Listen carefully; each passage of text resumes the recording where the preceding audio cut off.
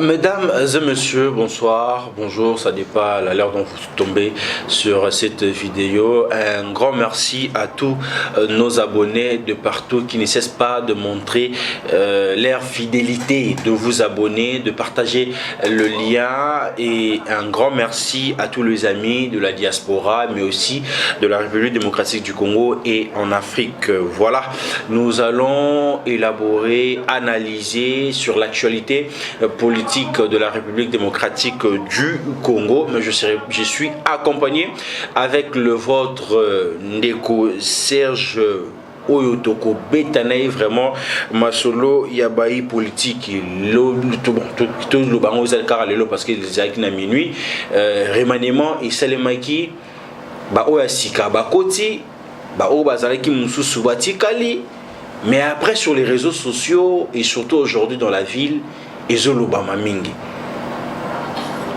Ndeko Serge ndi vraiment tokobeta yango na musisi. Ndeko Serge, boni santé.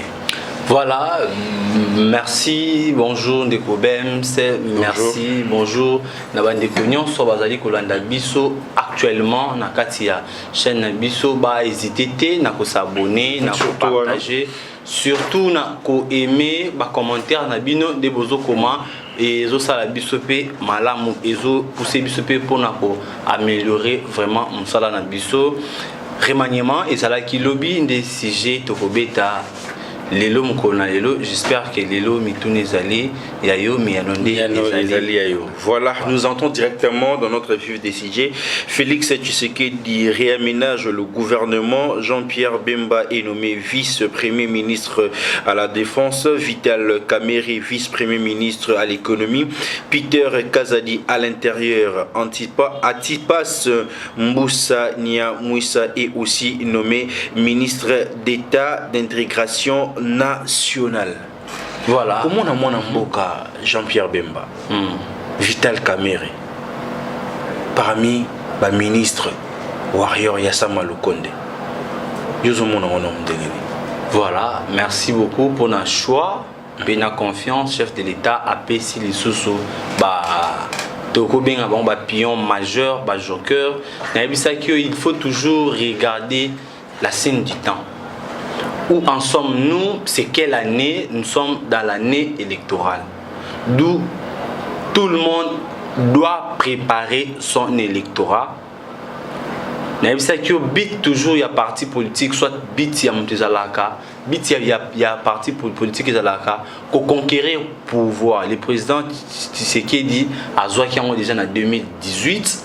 Comme il y a conquête, il y a pouvoir pour deuxième mandat. Il faut que stratégie est sur table.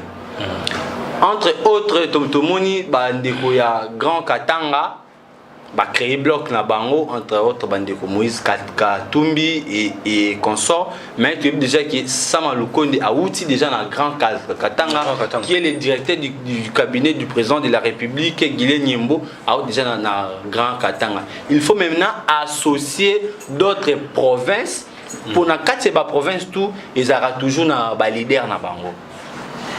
Ce qui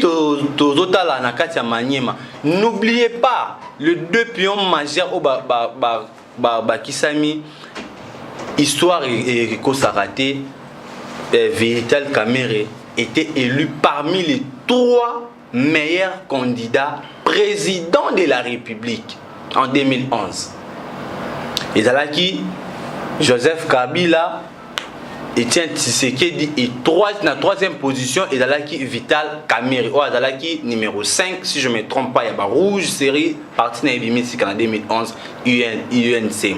Jean-Pierre Bemba en 2006, il fut vice-président dans Katiambo Kanabiso. Donc il représente déjà les grands Équateurs. Donc na parti politique ou soit na quatre province nous sous bazalaka na ba icône na bango bazalaka na banka oyo na banka, mais ce qui total na parti est de la République c'est déjà na 2018 Vital Kamerhe fut élu meilleur élu de la République. Yemoko na kati ya sei a bakisa 3 députés o ba landai na sima par rapport ya ba voix oye azala ki mais mingi na mono sosonga mingi na makambo ya kala mais o ale za la récent awanga na yo tu koyeba mona mboka Vital Kamerhe azala ki na prison centrale à Makala pour quel dossier pour Otisiko Ezara clarté pour vous répondre Vital Kamerhe par contre justice na biso il faut soit république il faut être dédommagé parce que na kati ya dossier je ne suis pas pour mais ndenge ma kambi kendilaki Vital Kamerhe fut blanchi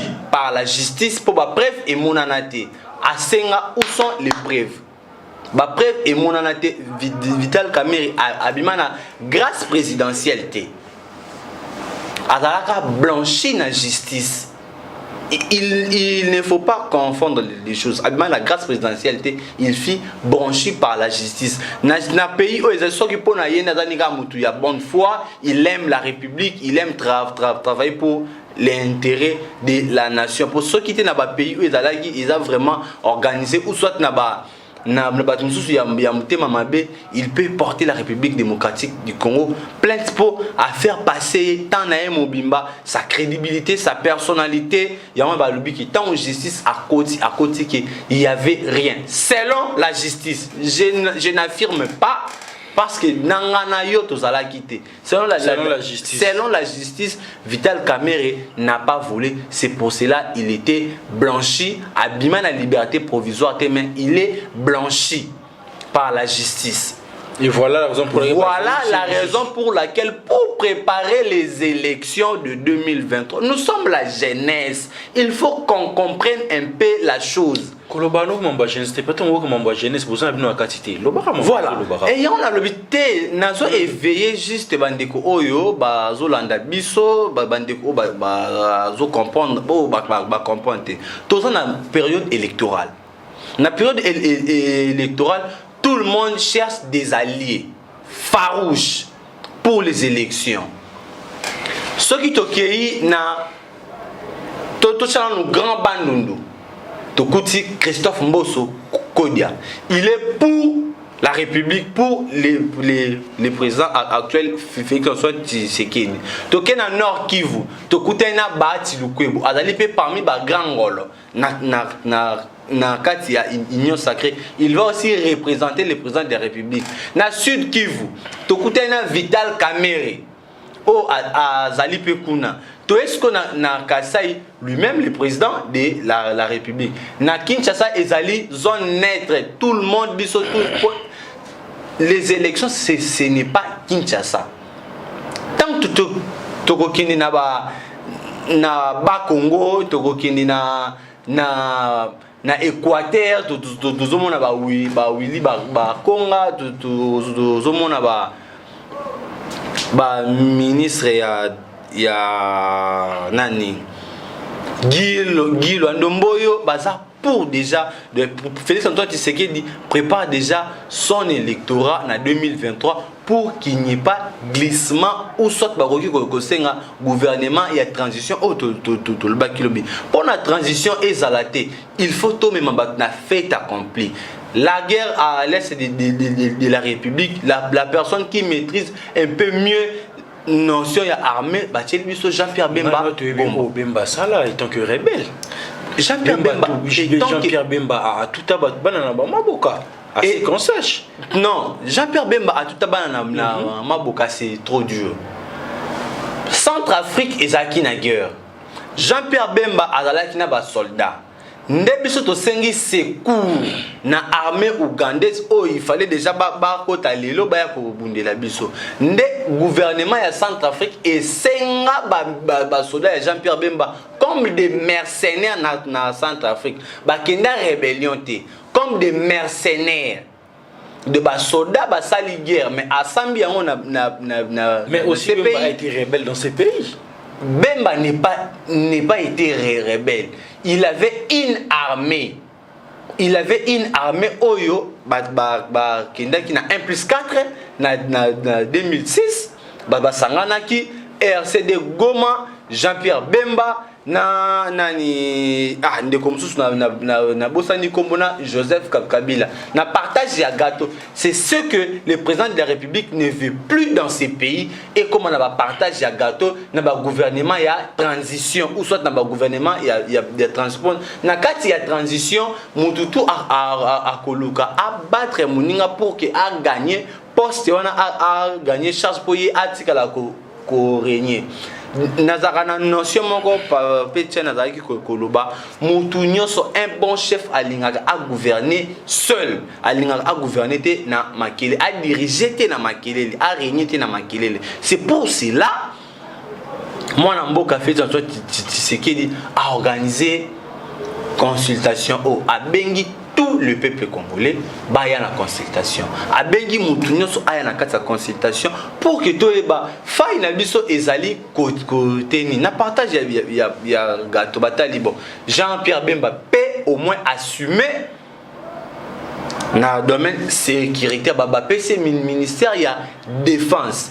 Donc total babande ko ba comme déjà ko s'est précipité par manque ya projet ou soit manque ya opinion ou soit manque ya préparation pour les élections ba comme déjà ko senga quoi ba comme ko senga déjà gouvernement il y a transition. C'est pour ça le président de la République a le but non il y aura ni glissement ni transition, nous irons tous aux élections. Il y aura à préparer déjà le gouvernement. C'est pour cela que je vous avais dit hier que Tokoki jamais kolobake toza pour ces propos il y a Ndeko Martin Fayulu parce que nous sommes encore au mois de mars. Tu vois, tout ça est à 24 RT. Gouvernement et Bimi. Pour vous dire que ce que les autres pensent, ce n'est pas dans les pensées du président de la République. Le président de la République veut avancer le pays à un certain niveau. Tozo le labadare alimentaire et Zomata. Le ministre de l'économie Azala quitté.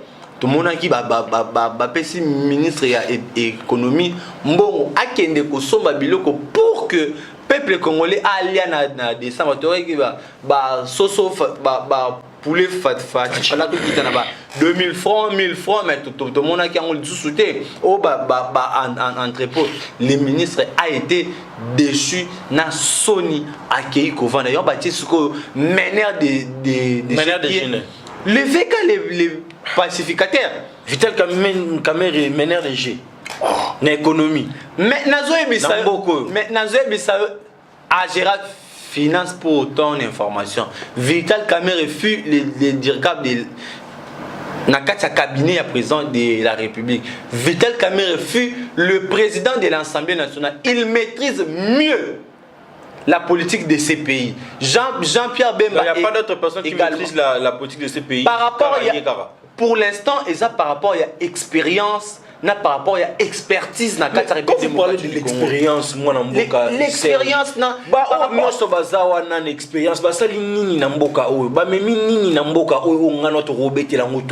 quand vous parlez de l'expérience. Bon, la politique est un monde intérim de Robems.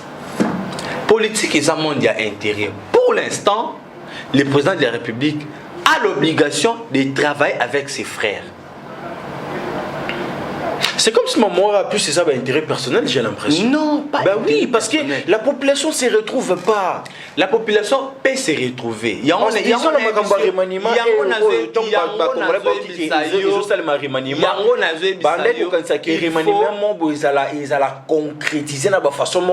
gens vraiment le Congolais vont se retrouver dans le sens où tout le monde attend moi changement, mais il y a certaines personnes qui disent que ça a déjà gâché.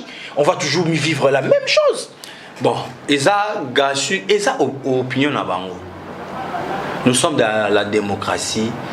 Tous en pays auto-vota la démocratie. Liberté d'expression. Tu es libre de t'exprimer. Donc moi, vous êtes d'accord. Na ba warrior il y a saison héros ba travailler na ça malukonde vous êtes d'accord na gestion na bango. Pas tous. Mais ta façon de parler, ça prouve c'est comme si vous êtes d'accord là, bon papa. Naza d'accord, mais il faut donner la chance aux meneurs du jeu. il faut donner la chance aux meneurs de jeu. Il faut donner au moni. Nous avons donné combien de temps? Combien de temps? L'espace pour avoir mené réagir. Il y a une réflexion dans le souci. Ma réflexion est celle-ci.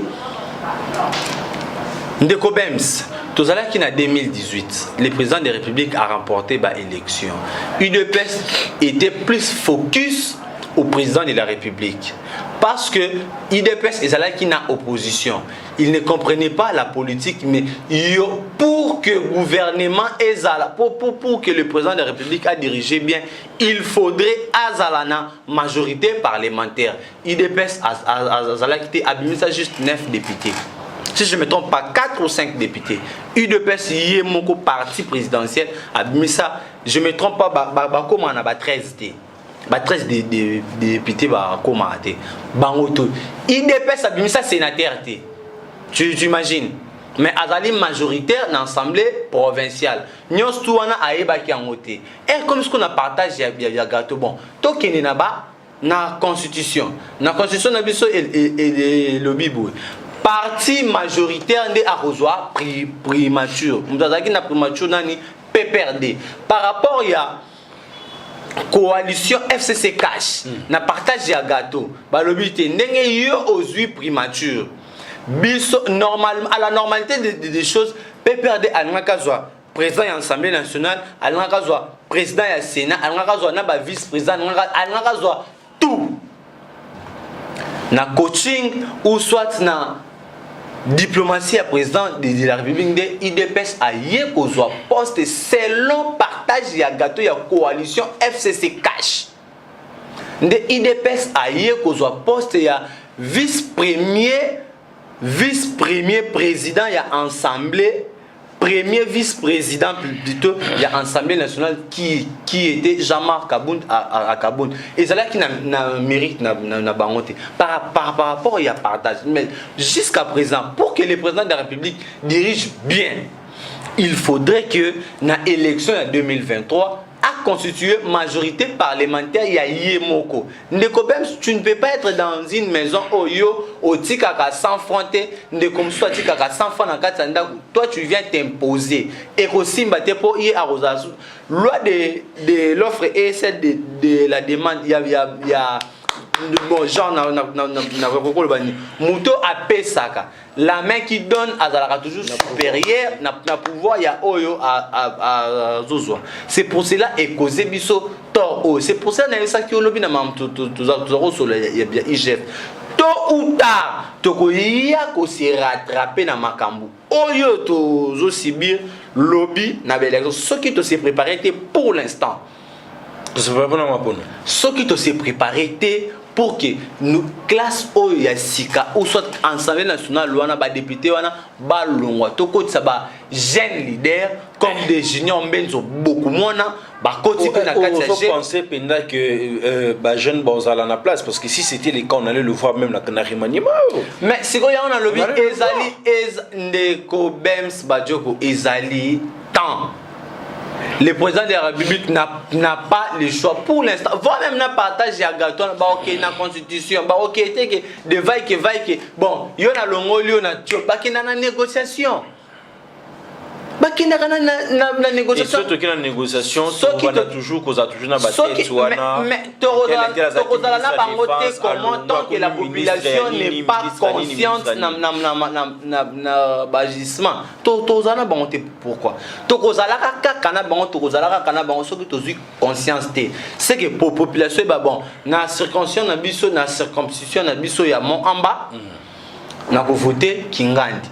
Pour que yé azana ambition pour azab tebi ki o azamona ya mabele. Yem sanga siko peuple congolais population congolaise OK au voter député local mwanga juju. Lobby batekelo par lobby batekelo par il y a RDC. Au recul bon voilà pour l'instant tu voter loi boy. Par rapport à d'arrêt alimentaire et kita. Bazasko même langage na président de la République de Torosu akala ba makambo. Mais vous pensez que le choix de Jean-Pierre Bemba côté défense C'est une très bonne carte jouée pour installer la paix dans l'est de la République et puis faire taire Kagame. Pour dire clair, il faut donner confiance au président de la République. C'est lui le père de la maison. Je ne peux pas lui contredire, moins encore que il y a contradiction. Topé ça Jean-Pierre Bemba, chance. Topé ça nouveau venu au Baï na kata gouvernement, chance pour que le meilleur et RTC. Avec lui, j'espère qu'il a la maîtrise pour Jean-Pierre Bemba s'est commandé. Avec lui, j'espère que nous irons loin aux élections et la guerre na Katia Est de la République, parce que ça nous reste encore, si je ne me trompe pas, 9 mois. Dans 9 mois aussi, guerre et si là tu organises des bonnes élections dans la République démocratique du Congo.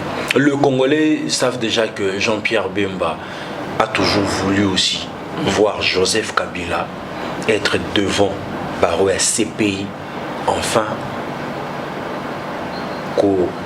ça là devant le grand juge Wana pour la marambouillon sur la République démocratique du Congo. Vous ne pensez pas que Jean-Pierre Bemba pas jouer carte morbe pour vendre aussi Joseph Kabila? Bon, Jean-Pierre Bemba, lui, il est juste ministre de la défense.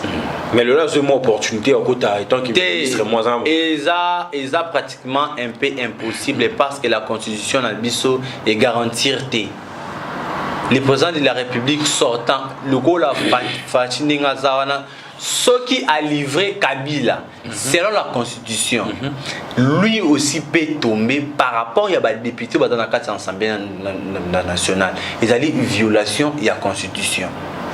Les lois ont été verrouillées dans le profil de Moutoumoko, qui est Joseph Kabila. Pour les Kabila, le Kabili ont fait. Ce que les Kabili ont fait, ce que les Kabila a livré dans ces pays. Je t'ai dit, le président de la République a violé la Constitution. Je vous dis. Quand il faut classe politique échanger, il faut élection et salamato voter député à Sikato modifier la Constitution. Parce que Kabila ne peut pas être interpellé dans le cas de ces pays. Ce qui ces pays est ils ont une violation de la Constitution. Donc, ce qui est voulu ou pas, il peut tomber, son pouvoir peut bouger. Je n'affirme pas, ou soit je ne suis pas pour Kabila, mais j'attaque plus les politiciens qui sont dans le cadre de l'Assemblée nationale pour proposer pour réviser la loi, pour proposer la loi, pour modifier la loi. Jusqu'à présent, aucune loi de la République où ils allaient modifier le profil de Joseph Kabila. Dans la Constitution, il y a président de la République sortant qui n'a droit à vivre dans 250 militaires où ils allaient déjà 2500 militaires. Où ils allaient déjà battre pour sa sécurité. Imagine. Wow. Imagine, c'est comme lui et sa famille. C'est comme si le Kabila, parce qu'on a la vision moroboyée, il y a futur que bon, on peut toutefois perdre le pouvoir, alors il faut bien sécuriser. Alors, le mieux, ça serait que de protéger Kabila par loi. Il y a Kabila, c'est là qui bango pays. Kabila c'est bien. Oh, bit n'a pas dans la Kabila et c'est bien. Si tu oses toucher Kingaka, tu verras que tout batelemi. Le bit n'a pas dans la yé a koki na kokufa. Aïba na embongo ya l'état. Asa de la l'état. Le pourcentage ya Kabila na ba bien na ban. Et ça la respecter. Bon ça la bien. Si on touche Kabila, on touche. Si tu touches à la personne de Kabila, tu touches la constitution. Wow. Je vous dis. Déplace pas même à Bissau, ça va chaque Bissau. Papa, si tu oses toucher à Kabila, tu touches la Constitution. Mais est-ce que les Congolais savent ça, le vrai Congolais, le petit peuple? Le petit peuple ne peut pas savoir ça pour moi. Juste que les Lobakanga Kabila, tu ne sais pas ce qui peut nous coûter l'arrestation de Kabila. Imagine que au Kangi Kabila, il y a un plan au Bazanango. Oh, il y a un plan à dévoiler. Au Kangi, une fois, en un clin d'œil, épeli de pour na kanga Kabila pour na kanga Kadhafi, ça a pris aux États-Unis plus ou moins 10 ans. Kadhafi pour nous Kadhafi, ça a pris aux États-Unis plus ou moins 10 ans. Kadhafi ou Osama Ben Laden? Kadhafi, juste Kadhafi abanda ko infiltré pour na carte de sécurité ya Kadhafi dans kana 12 femmes, 12 vierges femmes. À chaque fois Kadhafi bazalaki ko benga na kati ya ambassade ya États-Unis pour na akende ko solola. Donc États-Unis pe atindela pe Kadhafi na kati ya ambassade na 12 jeunes beaux garçons. Donc ceux qui ont côté na kati ya salle bakangyo pendant 1 heure de temps ba garde non batikali libanda bango pe bana mbala ba ko mpe na temps ya ko aborder ba fille wana. Au fur et à mesure bakomi kokangama bakangami alliance ya bolingo e bandi boliton kaka bolingo kaka e bandi boye ba komo tshela Kadhafi ba caméra ka china kati toilette na kati douche hôtel bon on a na confiance au monde aux États-Unis ba publier Kadhafi mutakala na WC ba bengi allo papa Kobata mate pona ministre aux en kati ya WC olongo déjà bilamba otikali na lingwanda ozali o Tchetembe oui na Tchetembe batindeli yo photo pour et uchwa. Ça a pris aux États-Unis 10 ans là dans un documentaire. Ça a pris 10 ans parce que pour déstabiliser ces pays on ne peut pas venir dans 4 ans ou 5 ans changer la classe où ils ont déjà installé pendant 18 ans. Régime où ils ont déjà installé pendant 18 ans. C'est pratiquement impossible pour écouter qu'à la rapée cause à la tête. Bon, pour moi, je ne souhaite pas que président ex-président Joseph Kabila aille dans ces pays.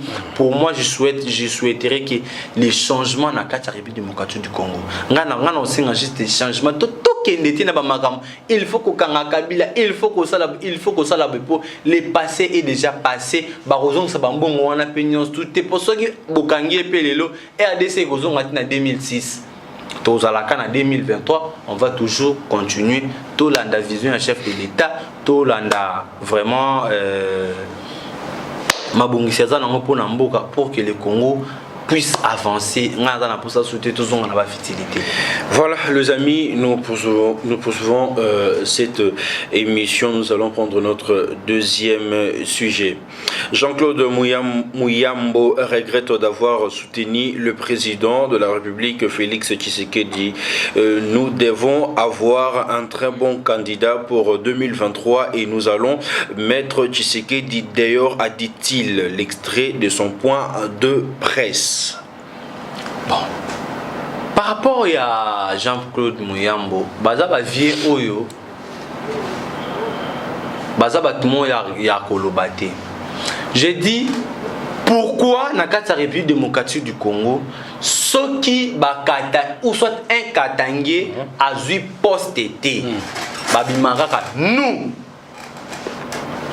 Le peuple katangé. Monsieur le Premier ministre, c'est un katangé, non? Le Premier ministre, c'est un katangé. Nani? Les DIRCAB. Il y a président de la République. Katangé. Il y a des ministres katangé. Il y a beaucoup de ministres katangé. De Pona Bango. Ceux qui va payer poste été, il faut au cérémonie. Mais à l'Oba Kango, avant infiltration. Les politiques savent. Il y a homme politique, Jean-Claude Muyambo a parmi les bâtonniers Nakatia ou soit les pionniers Nakatia Grand Katanga. Jean-Claude Muyambo n'est pas une personne à négliger. Ceux qui te montrent le baba ou bazal sous.